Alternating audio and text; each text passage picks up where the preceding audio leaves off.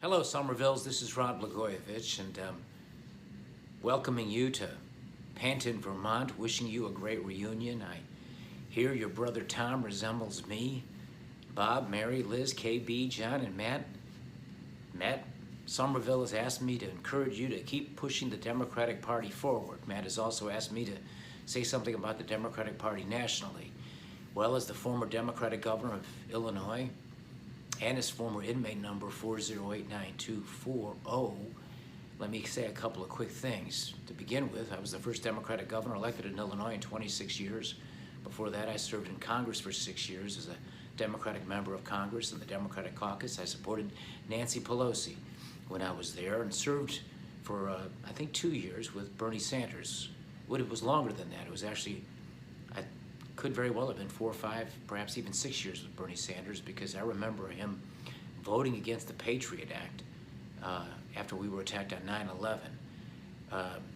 So I was a Democratic congressman. I was a Democratic governor. I did support Nancy Pelosi. But in all honesty and fairness and full disclosure, I see the Democratic Party today, all these years later, as a very different place and party than it was when I was in it. And I'm not here to be negative about your party affiliation or the party you're part of, the party I was once a member of, and I still consider myself a member of the Democratic Party to the extent that they still want me, but I'm also, and in fact I'm very proud to say, I'm a Trumpocrat. I hope you don't hang up on me when I say that, but after all, I'm free to send this message to you because President Trump, a Republican, reached in to rescue me, a Democratic governor, from prison for things that aren't crimes. I didn't break a single law, cross a single line. I was sent to prison for conversations that were initiated by then President-elect Obama. Now, he didn't do anything wrong, but either did I. But for whatever reason, those people came after me and had a second trial using a standard that was unlawful, a standard that and used against every other governor, senator, congressman, or even president. They'd find themselves in prison just like me. It's a very dangerous thing that's happening in America today. The weaponization of the federal prosecutors to criminalize routine practices in government and politics. It really started back in the late 90s when the Republicans and the U.S. Attorney's Office went after Bill Clinton the way they did. And I'm happy to say that as a Democratic congressman, I voted against impeaching President Clinton for that. He shouldn't have done what he did. That was wrong, but it's not impeachable.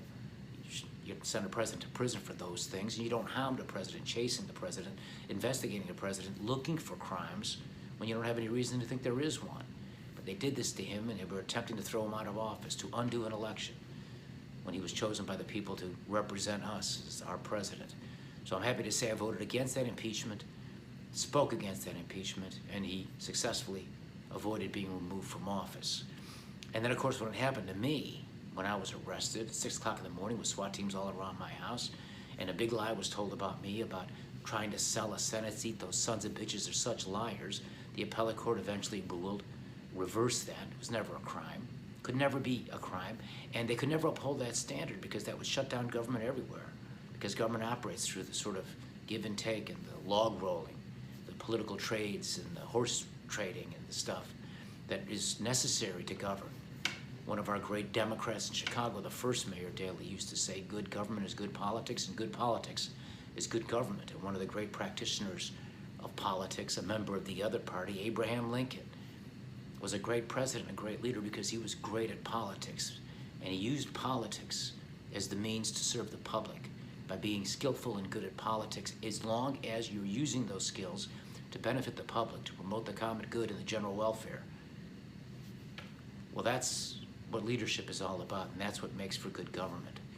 And log rolling and horse trading and the political deals that are all part of the process are inevitably part of the process. It's how our system of government works, as imperfect as it is. And they threw my ass in prison for conversations that President-elect Obama started correctly, not wrong. He was right to do it. He didn't do anything wrong.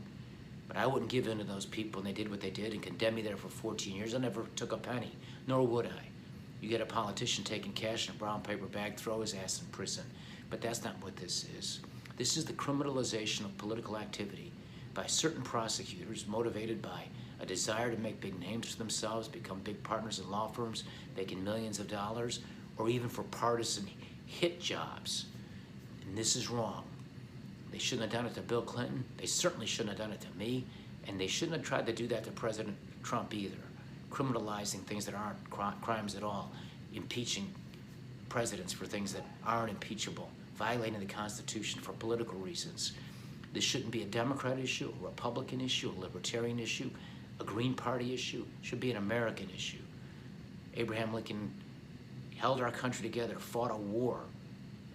American kids from Vermont, farm boys from Vermont, were fighting farm boys from Tennessee over the principle of government of the people, by the people, and for the people, not perishing from the face of the earth, and ultimately led to the freedom of the ending of slavery and the freedom of millions of black people who were totally getting screwed in a system that was wicked and evil, the original sin of our country.